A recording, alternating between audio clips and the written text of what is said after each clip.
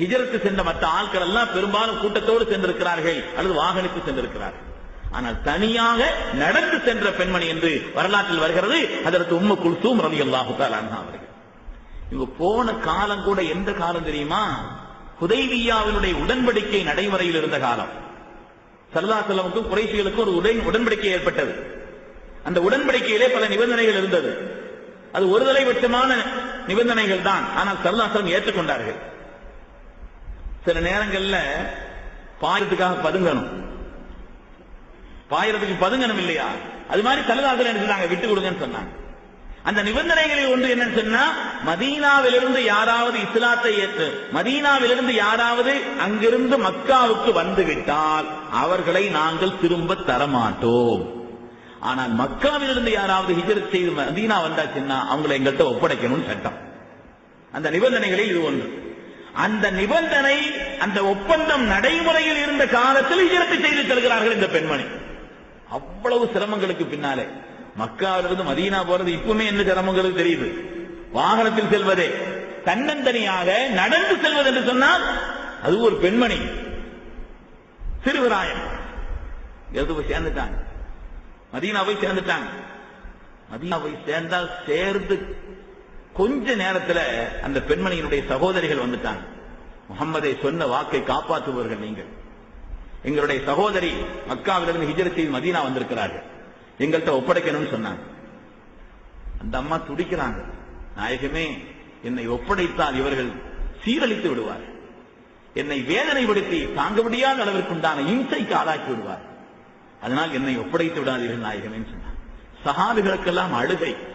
எங்க ஸல்லல்லாஹு அலைஹி வஸல்லம் ஒப்படைச்சிருவாங்களோ அவங்களும் கவலைப்பட்டாங்க. அந்த நேரத்தில் அல்லாஹ் ஒரு ஆயத்தை இறக்கினான்.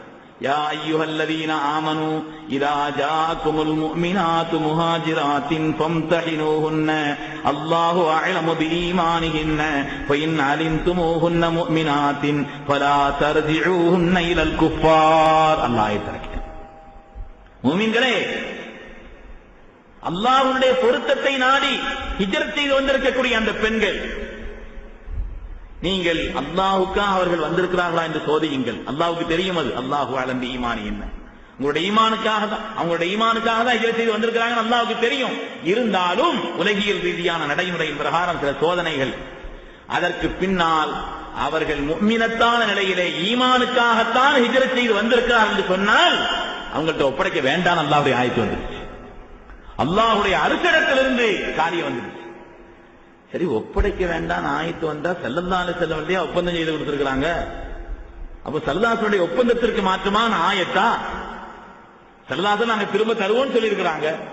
ஒப்படைக்க வேண்டாம் அல்லாஹ் இறங்கினா, அல்லாஹ் ஆயத்து இறக்கினா ஸல்லல்லாஹு அலைஹி வஸல்லம் ஒப்பந்தத்திற்கு மாற்றமாக அல்லவா அந்த ஆயத்தினுடைய நிலைப்பாடு இருக்கிறது என்றால், அல்லாஹ் ஒரு விஷயத்தை நாயகத்திற்கு ஞாபகப்படுத்தினான். நாயகமே அந்த ஒப்பந்தத்தை அவங்களை பார்க்க சொல்லுங்க, ஒப்பந்தத்தை பார்க்க சொல்லுங்க.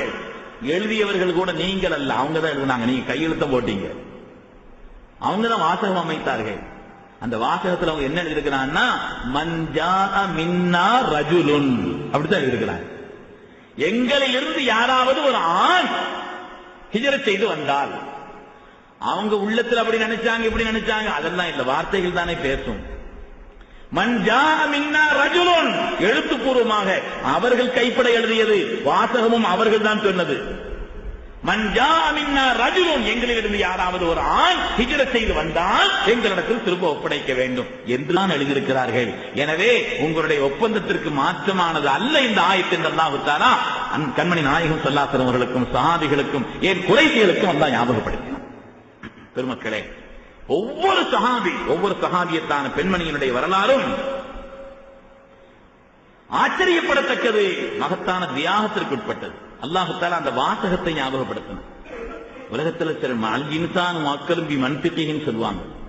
மனிதன் அவனுடைய பேச்சை கொண்டுதான் சாட்டப்படுகிறான்.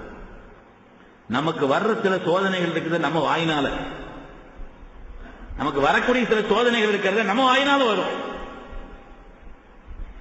ஃபிரௌனிடத்துல 2 மலக்குமார்கள் போனாங்க சோதனைக்காக. ஃபிரௌன் தான் ஆண்டவன் சொன்னான் இல்லையா, அவனுடைய வரலாற்றிலே நிறைய சம்மா வருது. ஃபிரௌன் சொன்னோன்னு இன்னும் ஞாபகம் வருது. ஒரு தடவை ஃபிரௌனுடைய வீட்டு வாசல போய் இப்லீஸ் கதவு தட்டினானா, கரா இப்லீஸ் பாப ஃபிரௌன். ஃபிரௌனுடைய வீட்டு வாசல்ல போய் இப்லீஸ் கதவை தட்டினானா. உள்ள இருந்து ஃபிரௌன் கேட்டானா, மன்பில் பாப், வாசல்ல யாருப்பான்னு கேட்டானா. இப்லீஸ் பதில் சொன்னானா, அத்தத்இல் உலூஹியத வஅன்த லா தஅரிஃபு மன்பில் பாப். நான் தான் அல்லாஹ்ங்கிறிய, உன் வீட்டு வாசல்ல யார் நிக்கிறான்னு உனக்கு தெரியலையேன்னு கேட்டானா. நான் தான் ரப்புக்குமுல் ஆலாங்கிற ஆண்டவங்கிற, உன் வீட்டு வாசல்ல நிக்கிறான் யாரும் தெரியல, யாரும் கேட்கிறீங்கன்னு கேட்டானா. சரி சரி நீ பாட்டிக்காரனா தான் இருக்குன்னு சொல்லி கதவு திறந்து இவ்வளவு விவரமா பேசுறாளா இருந்தா நீ தான் இருக்குன்னு உள்ள வந்து அது கூட பேசிட்டு இருந்தாங்களாம். அந்த பேச்சும் உரையாடலும் கூட நிறைய உரையாடல் நடந்துச்சு, அதுவும் கூட வரலாற்றுல வருது. அந்த ஃபிரௌனுடைய தர்பாருக்கு 2 மலக்குமார்கள் போனாங்களாம் சோதனைக்காக. மனிதன் வார்த்தைகளை கொண்டு சாட்டப்படுகிறான். அதுல ஒரு மலக்கு இன்னொரு மலக்கை சுட்டி காட்டி சொன்னாராம், இவர் என்னுடைய அடிமை, ஆனா என் பேச்ச கேட்கறது இல்லை, எனக்கு மாற்றமா செயல்படுகிறார். என்னுடைய அடிமையாக இருந்து எனக்கு மாற்றமா செயல்படுகிறார். என்னுடைய அதிகாரங்களை கையில் எடுத்துக் கொண்டிருக்கிறார். நான் இவருக்கு என்ன தண்டனை கொடுக்கணும்னு கேட்டான். அப்படியா? ஒரு எஜமானன் அந்த எஜமானனுக்கு கொடுக்க வேண்டிய மரியாதையை அடிமை கொடுக்கலன்னு சொன்னா அந்த அடிமைக்கு கொடுக்க வேண்டிய சரியான தண்டனை நைல் நதியில கொண்டு முக்கணும்னு சொன்னானா. நைல் நதியில கொண்டு போய் முக்கணும்னு சொன்னானா. அப்ப அவர் சொன்னாரா, நைல் நதியில கொண்டு போய் நாம முக்கணும், மத்த ஆட்கள்லாம் விடுவாங்களா? நிக்கிற மத்த ஆட்கள்லாம் நாம உள்ள அமுக்கலாம், மத்த ஆட்கள் விட மாட்டாங்களே. இது மன்னருடைய உத்தரவு, எழுதி கொடுத்தானா. ஒரு அடிமை தன் எஜமானனுக்கு செய்ய வேண்டிய கடமையை செய்யவில்லை என்று சொன்னால் அவனுக்கு சரியான தண்டனை நைல் நதியில முக்கணும்னு எழுதி கொடுத்தானா. அவன் மூழ்கடிக்கப்பட்டான், அவன் சத்தம் போட்டானா. மலக்கு கொண்டு காமிச்சாகலாம், உங்க கைப்பட உங்க சிக்னேச்சர் தானே இருக்குது பாருங்க கையிலன்னு சொன்னாங்களாம். நீங்க தானே கையில் போட்டு கொடுத்திருக்கிறீங்க. ஒரு அடிமை தன் எஜமானனுக்கு செய்ய வேண்டிய கடமையை செய்யவில்லை என்று சொன்னால் அவனுக்கு சரியான தண்டனை நைல் நதியிலே மூழ்கடிக்க வேண்டும் என்று நீதானே எழுதி கையெழுத்து போட்டு கொடுத்திருக்கிறான்னு சொன்னான். மனிதன் வாசகத்தை கொண்டு சாட்டப்படுகிறான். பெருமக்களே, அதே போல ஞாபகப்படுத்தினான் அல்லாஹ் தஆலா. குறைஷிகளுக்கு ஞாபகப்படுத்தினான் அவருடைய நிலைப்பாடுகளை. ஹிஜ்ரத் செய்தான். ஹிஜ்ரத் செய்து ஒவ்வொரு சஹாபியினுடைய வரலாறும், ஒவ்வொரு சஹாபியத்தான பெண்மணிகளுடைய வரலாறும் உன்னதமான தியாகம், சாதாரணமானது. இஸ்லாம் என்ற விரிந்த கட்டிடம் இன்று உலகத்திலே பறந்து விரிந்து அற்புதமான காட்சியோடு அது நிலை நிற்கிறது என்று சொன்னால் அதற்கு அடித்தளமாக இருப்பவர்கள் முஹாஜிர்கள், அன்சாரிகள். இஸ்லாம் என்ற விருட்சம் இந்த உலகத்திலே அது விரிந்து நிற்கிறது என்று சொன்னால் அதனுடைய ஆணி வேராக, அதனுடைய அஸ்திவாரமாக கண்ணுக்கு தெரியாமல் மறைந்து அந்த மரம் உலகத்தில் நிலைப்பதற்கு காரணமானவர்கள் கண்ணியமிக்க முஹாஜிர்களும் அன்சாரிகளும்.